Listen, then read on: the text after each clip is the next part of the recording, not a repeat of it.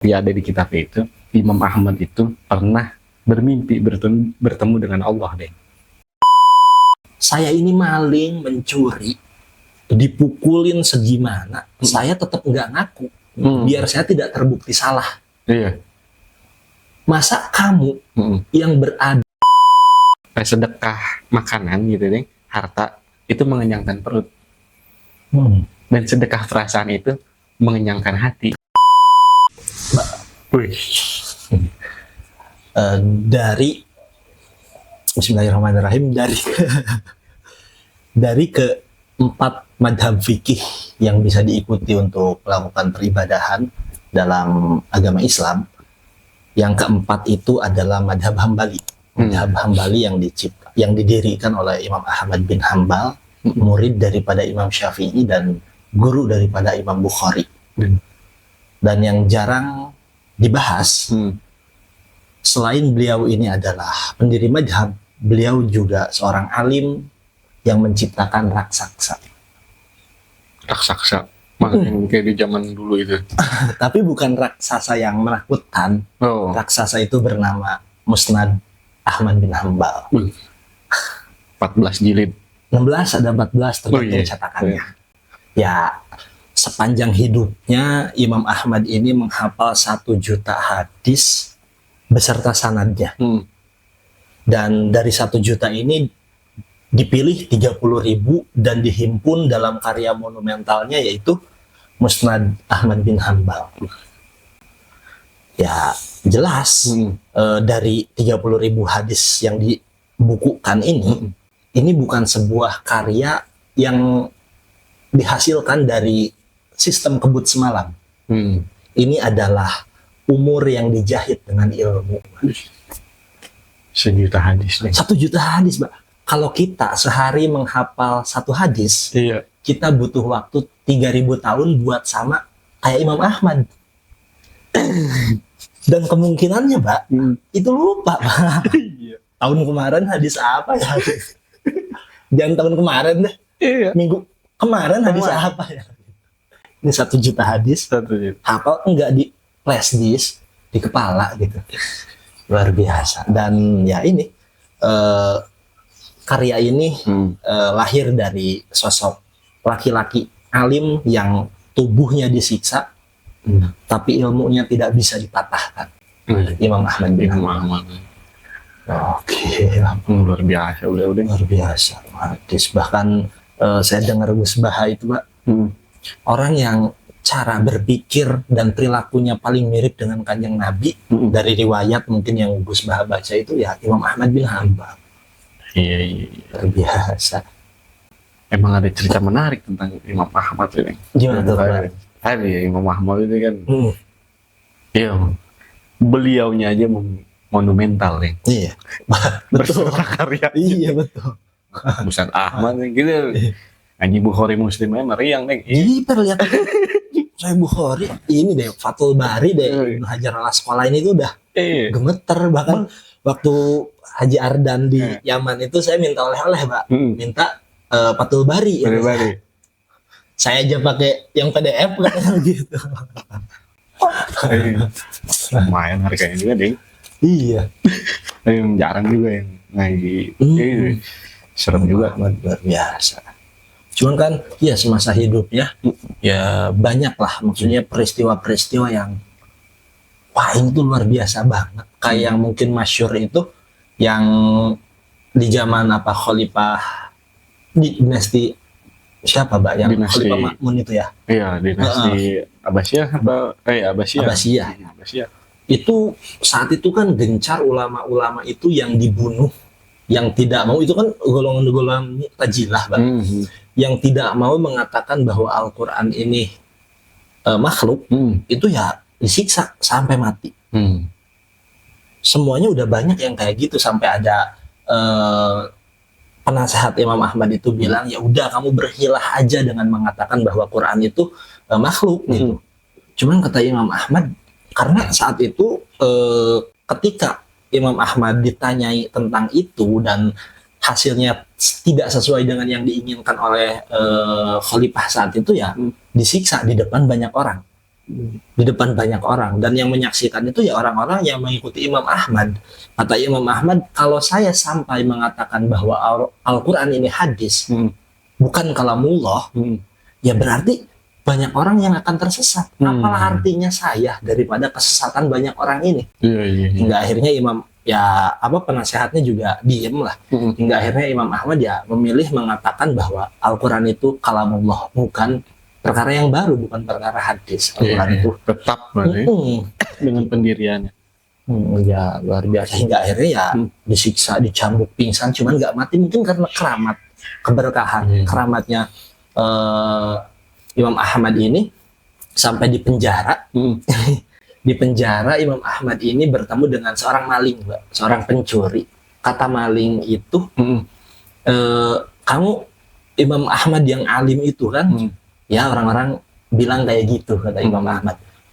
Saya ini maling, mencuri, dipukulin segimana, saya tetap nggak ngaku, biar saya tidak terbukti salah. Iya. Masa kamu yang berada di atas kebenaran mau mengalah gitu aja, katanya gitu. Kata maling tuh. Kata maling. Itu jadi satu-satunya maling yang didoain siang dan malam sama Imam Ahmad. Luar biasa itu maling ini. Oh, oke.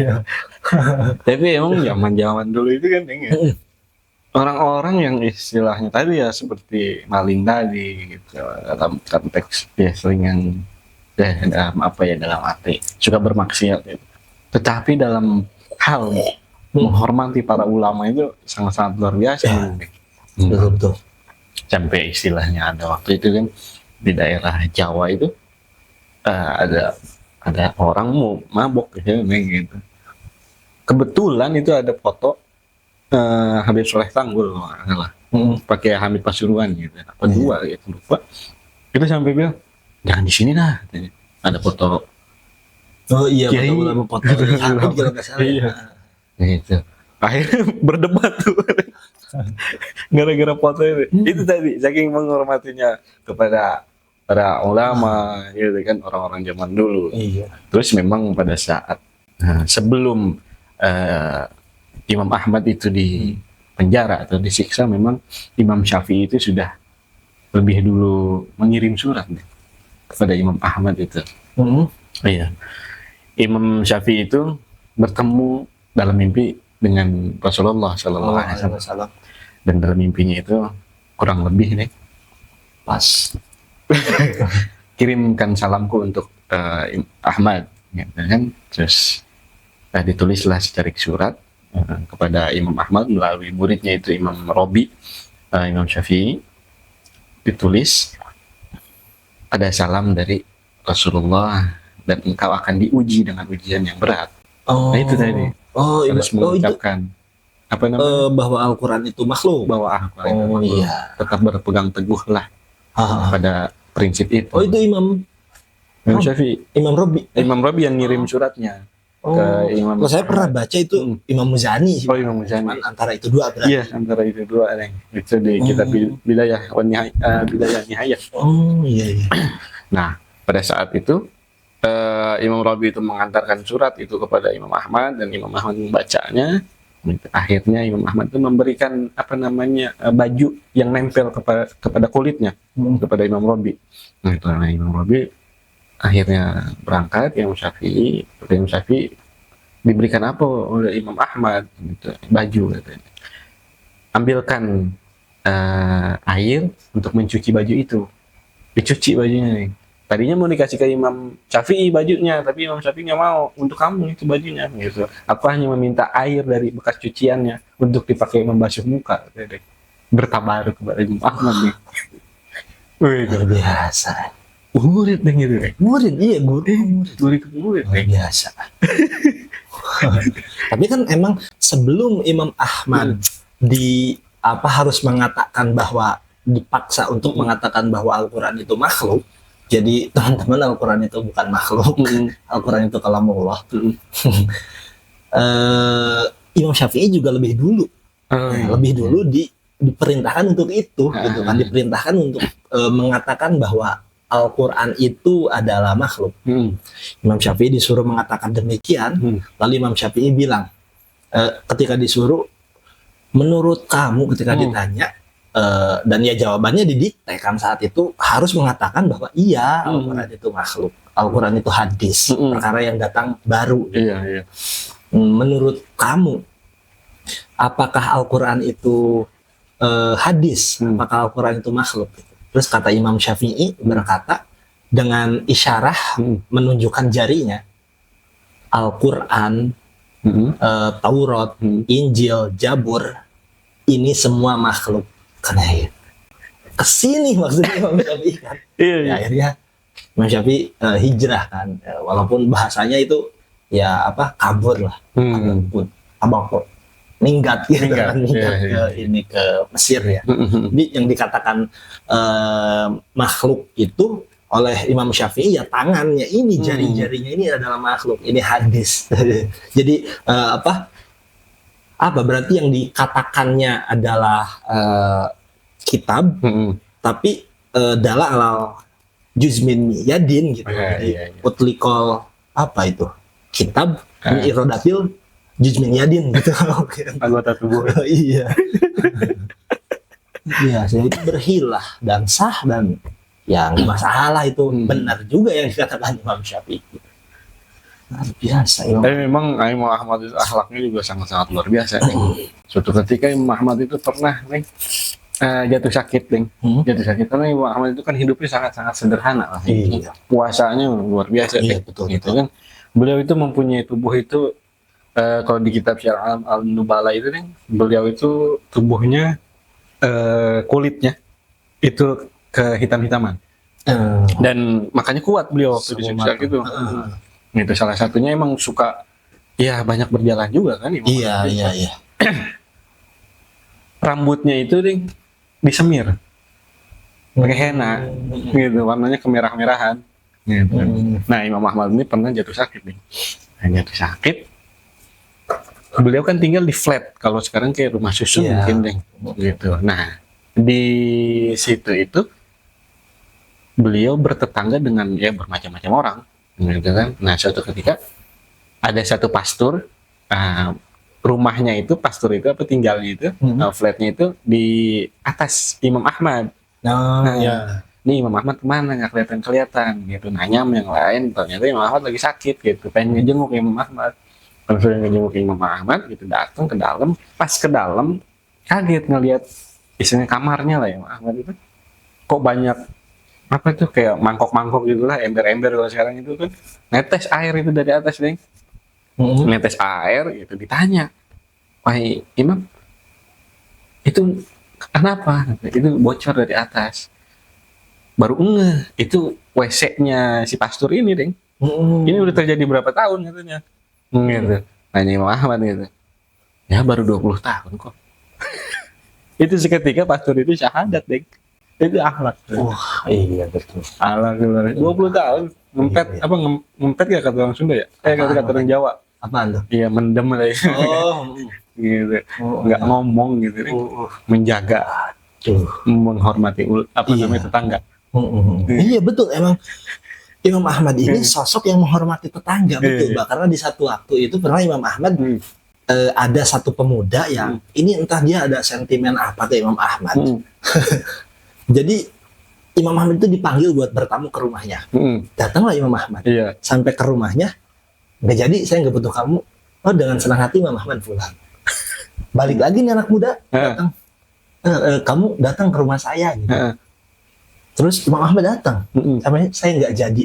Itu berulang selama 3 kali. Dan ya biasa, Imam Ahmad itu kayak ya seneng aja, biasa gembira. Terus ini anak muda nanya, kok kamu nggak kesel katanya? Allah yang memerintahkan untuk kita menghormati tetangga, hormat kepada tetangga kita ya, berperilaku baik terhadap tetangga. Jadi saya datang ke sini itu bukan kamu yang nyuruh, itu memang perintah Allah, menghormati kepada tetangga, berperilaku baik terhadap tetangga. Jadi nggak ada urusannya sama kamu, ini urusan saya dengan Allah, dengan perintah Allah. Wah kaget dong. Kalau gue udah bertampol tahu ya. Imam Ahmad. Ngalonyeng. mohon maaf saja. Luar biasa emang. Dengan akhlak, selain akhlaknya mulia, Imam Ahmad juga bijaksana, Pak. Dalam hukum fikih, di fikih kafaratul ujma itu orang yang berhubungan suami istri di siang hari itu ada kafaratul ujma, hukuman yang berat, diantaranya memerdekakan budak atau memberi makan fakir miskin 60 atau berpuasa selama 60 hari berturut-turut. Pilihannya 3. Iya. Memerdekakan budak mungkin zaman sekarang nggak ada, cuman saat itu ya ada. Nah,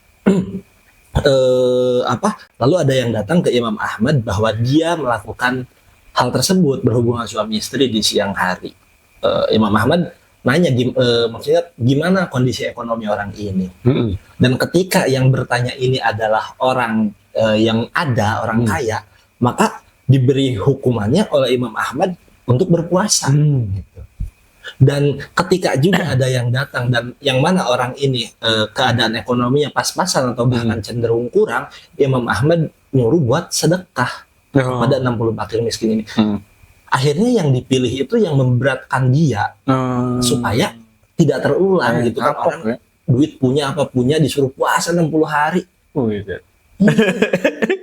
Mungkin kalau ada pagi sore dia pagi sore.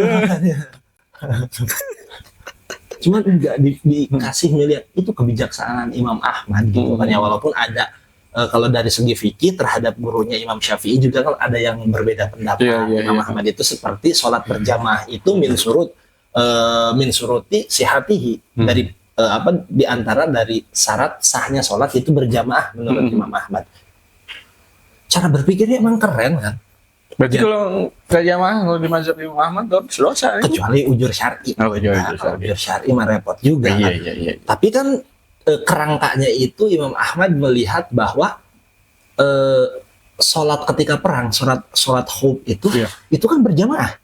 Sholatnya repot. Yang satu yang depan berdiri, yang depan ruku, yang belakang berdiri itu ganti-gantian begitu di kondisi perang. Mana tahu ada peluru nyasar. Kalau sekarang ya. Iya, ada granat segala macam. Mungkin apa kalau dulu pedang sih, Bang. Tiba-tiba ada panah mungkin kan panah.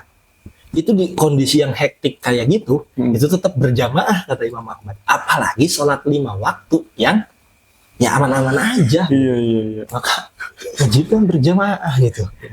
Daripada syarat hanya berjamaah, sholat ya berjamaah. Imam Ahmad luar biasa. Ya pinter juga beliau itu ya. Iya. Tapi ada kisah unik nih. Apa tuh? Imam Ahmad itu nih, ada tamu datang. Katanya kalau nggak salah itu dari kerajaan. Mau minta tolong. Jadi ada anaknya dari satu pimpinan lah pada masa itu gitu, suka kesurupan jin, suka inilah diganggu lah gitu. Kata Imam Ahmad, kalau kata kita baca Yakulu. Yakulu kata Imam Ahmad lagi sibuk nih, katanya gue lagi sibuk nih. Gitu, udah nih bawain nih sendal nih, sendal Imam Ahmad suruh bawa katanya gitu. Mungkin gaplok apa gimana, nggak tahu lah gitu nih. Dibawa tuh sendal ke sana, pas di sana pas anak perempuan tuh pas ngeliatin sendal ke Imam Ahmad tuh, langsung pergi jinnya. Gitu. Suatu ketika kesurupan lagi deh, gitu. Dikasih sendal, tapi bukan sendal Imam Ahmad deh, gitu. Kagak kabur jinnya. Tahu itu bukan sendal Imam Ahmad, gitu. Kenapa seperti itu? Kan sama-sama sendal, beda lah katanya begitu kata jinnya. Imam Ahmad itu takut sama Allah, yang punya ini mah kagak katanya. Takutnya sama gua. Kata jin. Iya emang. Ayo sampai jinnya takut. Sama sendalnya itu. Benar, itu saya juga pernah dengar kan sendal itu ya sendal yang dipakai sehari-hari, dipakai WC juga. Ini sendal luar biasa, sampai pernah ada di ini masyhur juga mungkin Mbak, Imam Ahmad itu pernah kayak jalan di mana, di Baghdad kan Mbak ya, daerah Irak mungkin sekarang itu di jalan nggak tahu arah tujuannya mau kemana, cuma dia pengen aja jalan, nggak ada hajat tertentu gitu. Sampai Imam Ahmad itu capek banget istirahat di satu masjid. rebahan nih, capek yang jalan jauh. Datang marbot mau ngapain? Mau tidur? Jangan tidur di sini. Gitu. Akhirnya diusir sampai didorong-dorong keluar masjid. Itu nggak tahu tuh marbot di Indonesia apa itu. Enggak, mungkin Mbak. Iya. Walaupun istiqomah. masyhur, luar biasa. Marbotnya istiqomah loh ini. Istiqomah dalam Peraturan. oh iya, mungkin itu juga ya, mungkin ada aturan. Cuman kayaknya nggak prostap sih itu Bang. Karena kan nggak ada fotonya mungkin Bang. Iya, zaman kalau dulu sekarang ada. kan viral, Viral. gitu kan. Iya. Wah ini baru lah orang-orang tahu. Repot juga nggak bisa tuh kalau udah viral kan jalan-jalan sendiri begitu repot. Repot. Nggak bisa. Harus ada apa banser, ada FPI yang ngawal gitu kan. Iya. Nggak mungkin lah. Itu didorong-dorong buat keluar Tuh di masjid. super gila gitu. Jangan di situ. Akhirnya dia di teras masjid. Datang lagi marbot. Ini dia kayaknya sekali sih keluar ya. Dorong-dorong lagi sampai didorong keluar masjid. Ada satu engkong-engkong. Tapi nggak ngomong Imam Ahmad nih. Enggak cuma siapa kamu? Saya musafir. Oh gitu. Enggak, cuma gitu doang. Saya musafir. Kalau begitu juga nggak apa buktinya? Gitu. Nggak ada KTP kan Mbak? Belum. Waktu itu belum ada KTP. Kartu NU juga belum ada waktu itu. Ya kan gitu. Iya. Nah akhirnya ada seorang bapak-bapak ngejokes. Ada seorang bapak-bapak yang manggil sini aja di tempat saya kalau mau istirahat, kamu bisa tidur di situ, tempatnya cuman ya kecil gitu. Akhirnya Imam Ahmad masuk dan ternyata bapak-bapak itu ya penjual roti, dia tuh lagi bikin roti, lagi ngadonin roti. Sambil ngadonin itu dia tuh nggak berhenti istighfar, mau nuangin apa aja dia istighfar, astagfirullahaladzim. Imam Ahmad ngeliatin, bapaknya juga apa ya kayak kulkas 2 pintu lah, cool gitu Mbak dia. Ya kalau nggak ditanya nggak ngomong dia. Iya. Akhirnya Imam Ahmad nanya, sudah berapa lama kamu melakukan itu? Melakukannya beristighfar, ya kurang lebih 30 tahun. Apa khasiatnya atau apa manfaat yang kamu rasakan dari membaca istighfar itu? Katanya saya tidak ada satu pun hajat saya yang tidak Allah kabulkan. Cuma ada satu hajat saya nih yang belum Allah kabulin. Apa kata Imam Ahmad? Saya ingin sekali bertemu dengan itu Imam Ahmad bin Hanbal. Gitu. Ketahuilah bahwa Allah telah mengabulkan doamu. Gitu. Karena memang kan istighfar itu bisa mendatangkan rezeki yang min haitsu la yahtasib, itu dari arah yang tidak disangka-sangka. Iya. Ketemu sama Imam Ahmad. Ditarik Imam Ahmad ke situ. Berarti Allah yang mengirim saya ke sini untuk bertemu kamu. Istighfar itu wasilah istighfar. Yang luar biasa. Emang kata Imam Ahmad itu nih. Jika kamu ingin tetap diberikan apa yang kamu sukai, tetaplah atau gigihlah dalam melakukan atau melaksanakan yang Allah sukai. Gitu. Jadi kalau lu misalkan mau ada sesuatu yang lu suka gitu nih, apa kita suka sesuatu, apa pengen sesuatu gitu, lakukanlah apa yang Allah perintahkan, yang Allah sukai. Gitu. Mungkin Allah permudah dari kita itu. Apa? Istighfar ya. Gitu kan, mohon ampun, sholat gitu. Ya kalau mazhab Imam Ahmad tadi kan jamaah. Apa syarat sahnya? Daripada syarat sah. Sholat berjamaah. Luar biasa ya. Tapi maksudnya balik lagi ke apa yang tadi Imam Ahmad itu disuruh mengatakan bahwa Al-Quran itu kalau Allah makhluk, gitu kan. Makhluk, sementara Imam Ahmad itu kekeh, ya tetap berpegang pada kebenaran. Rasa-rasanya repot juga kalau terjadi di zaman sekarang, Mbak.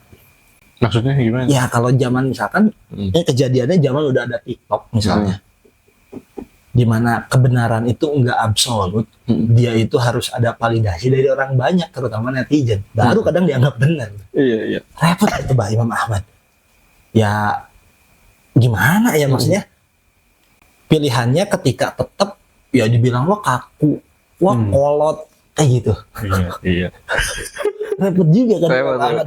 Ya bukan sekedar dicambuk, mungkin hasilnya adalah di cancel culture, di cancel, mungkin mau ngapain cancel ya. diserang sama bajar-bajar peliharaan pemerintah misalnya gitu. Iya, iya. Karena pada saat itu pemerintah. Iya, pemerintah harus mengatakan apa yang pemerintah mau, sementara kebenarannya bukan itu. Gitu. Kalau kita di posisi itu zaman sekarang, repot juga. Iya. Kita mau jadi Ahmad atau algoritma nih gitu kan? Kemana? Berat ya. Sebetulnya beratnya kan lebih berat Imam Ahmad dicambuk. Oh iya. Kalau kita paling ya tidak disukai, tidak disenangi, di unfollow mungkin. Lama juga Gitu. kan di penjaranya beliau. Iya, beliau di penjara. Iya. Jadi kesannya kalau terjadinya sekarang lebih ringan sekarang. Cuman kita merasa berat karena lebih lembek kita daripada Imam Ahmad. Iya benar. Perjuangannya luar Kan biasa. di hukumnya itu selain dicambuk, ada yang mengatakan bahwa diikat kakinya di antara dua unta, Pak. Terus untanya disuruh lari berlawanan. Kalau bukan karena ayat perlindungan Allah, atau belah dua, Pak, ditarik ke unta, iya jalannya. Kabayang ya? Iya, sampai anaknya itu bilang deh, Imam Ahmad itu sholat itu deh. Sehari semalam itu 300 rakaat dengan kesibukan beliau yang luar biasa di keilmuannya, deh, gitu kan. 300 rakaat. Tetapi setelah beliau itu tadi beres di penjara itu kan, itu jadi 150 rakaat deh. Masih banyak juga karena kan keterbatasan pada saat itu kan mulai mulai sakit terus. Itu luar biasa, kan 150 rakaat nih. Gitu. Ini luar biasa. Bahkan Imam Syafi'i itu pernah bilang tidak ada orang sepeninggal saya dari Baghdad, saat itu tidak ada orang yang lebih alim daripada Imam Ahmad. Beliau itu ahli fikih, ahli hadis, ahli Quran juga. Beliau udah hafal Quran di usia 14 atau 15 tahun itu. Sudah itu beliau menghafal hadis. Yang jadilah 1 juta hadis itu. Ya ya dengan kealimannya ini ya sangat layak sekali, maksudnya Imam Ahmad ya menjadi mujtahid mutlak. Madhabnya banyak dipakai. Luar biasa gitu kan, beliau murid daripada Imam Syafi'i. Bahkan dia itu selain ahli fikih, dia juga Imam Syafi'i itu mengatakan beliau ini ahli juhud, bahkan ahli fakir katanya. Bahkan kan ketika habis dicambuk itu pas ganti khalifah itu Imam Ahmad itu disegani. Khalifah yang baru ini senang sama Imam Ahmad, hingga akhirnya Imam Ahmad ini ya dikasih hadiah lah banyak, sampai dikasih uang tapi ditolak. Kamu tawakil kalau nggak salah. Oh itu ya, iya khalifahnya ditolak sama Imam Ahmad. Saya ini ya karena Allah gitu, masa ya ditukar dengan nilai segini, nggak mau lah. Jadi ditolak hadiahnya itu sama Imam Ahmad, katanya dicambuk itu kemarin ujian. Dan saya bisa melewati itu. Saya takutnya kalau diuji dengan harta, saya nggak bisa melewati ujian ini. Jadi karena memang terkenal ahli juhud. Bahkan ada kata-kata dari Imam Ahmad itu yang mengatakan bahwa hari terbaikku adalah ketika aku terbangun dari tidur dan aku melihat bahwa isi lemariku itu kosong. Berarti saat itu aku telah sepenuhnya tawakal kepada Allah. Saking juhud. Luar biasa. Tapi memang di kitab Syiar A'lam Bala itu deh. Iya, dari zuhudnya, dari alimnya, wah udah luar biasa kan ya. Sampai saat ini masyhur Imam Ahmad itu. Di kitab itu dikatakan nih, mungkin rada bingung ya deh ya orang dengernya deh. Tapi ada di kitab itu, Imam Ahmad itu pernah bermimpi bertemu dengan Allah deh. Ada yang mengatakan juga, kata Imam Ahmad, 100 kali bertemu mimpi dalam mimpi. Itu Ibnu Al-Jauzi meriwayatkannya 30 lembar kalau nggak salah tentang itu deh. Nah pada saat yang ke-100 kata beliau, kata Imam Ahmad nih, beliau kalau misalkan mimpi lagi nih, ingin menanyakan apa yang paling Allah sukai untuk mendekat kepadanya gitu. Akhirnya beliau bermimpi lagi, bertanya deh dengan pertanyaan tersebut, apa yang paling engkau sukai ya Allah untuk mendekat kepadamu? Dijawab, itu membaca kalamullah, Al-Quran. Imam Ahmad nanya lagi nih, apakah sama memahaminya, dengan memahaminya. Allah menjawab, dengan membacanya atau dengan tidak memahaminya. Bisa juga deh. Oh, jadi membaca baik paham ataupun tidak. Iya. Iya, Ahmad. Enggak, jadi Al-Quran nanti, Pak. Al-Quran nih. Harus punya nih. Mas. Iya kan. Tapi emang ada waktu itu deh. Tadi cerita maling tadi deh. Iya. Di daerah Jakarta deh. Wah, ikut deh. Ada maling nih. Jadi ada santri dulu boyong pulang lah gitu kan. Gitu. Naik bus kan kampung rambutan. Naik bus. Kan bawa kardus gitu sama tas deng. Gitu. Nggak taunya itu isinya kan kitab semua deng. Beres mondok isinya di kardus kitab, di tasnya kitab gitu sama baju gitu. Itu semua habis deh dimaling sama orang, diambil gitu sama si malingnya. Udah tuh gimana, kitab udah tahunan kan itu malingnya deh. Pas pulang ke rumah, nyampe rumah kaget, kagak ada duit sama sekali. Kitab semua. Terus ya, setahun 2 tahun akhirnya karena nganggur kan maling gitu. Coretannya kebenaran mungkin bagus kali ya ngartiinnya gitu. Jadi kebaca sama tuh maling gitu. Dibaca sama tuh maling nih. Dibaca terus sampai hatam semua kitab deh. Jadi orang alim deh, tuh maling. Iya. Ya ada juga maling gitu deh. Kalau di saya ada juga Mbak maling, Mbak. Ada doang. Ada cerita ya. Memang dari akhlak ya orang lain, dari tetangganya, gitu kan. Tetangga terus ke ya sesama saudara beda namanya beda agama. Iya. Gitu kan. Biasa. Gitu. Nah, memang ada cerita dari Syekh Tantowi namanya deh. Syekh Tantowi ini punya anak perempuan deh. Punya perempuan, suatu ketika anak perempuan ini disuruh sama neneknya suruh ngasih makanan ke penjaga rumah lah gitu. Nah itu udah disiapin tuh pakai piring besi, terus kayak kacang polong ya khas Ya MBG gitu. Ya. Piring. Iya itu tuh begitu. Tapi memang naruhnya nggak rapi, rada acak-acakan ya. MBG gitu. juga suka nggak rapi. Masalah eksekutor. Itu. Nah pada saat itu ayahnya melihat, Syekh Tantowi ini melihat, anakku kamu bawa kemana itu makan katanya, makanan itu mau dikasih ke penjaga rumah gitu, coba sini sebentar katanya, ganti piringnya katanya, ganti piringnya pakai piring rada bagusan geng, apa namanya piring keramik lah, piring kaca gitu.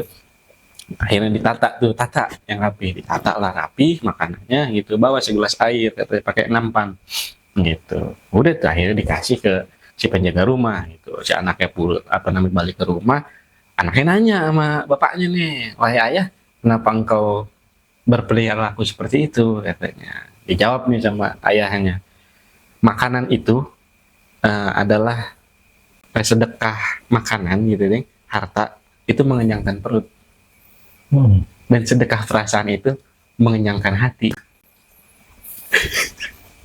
Itu dengan akhlak. Serasa dimanusiakan gitu. Serasa dimanusiakan. Ada kan orang ngasih ngasih aja lempar ya. Juga kurang itu tadi memenuhi hati.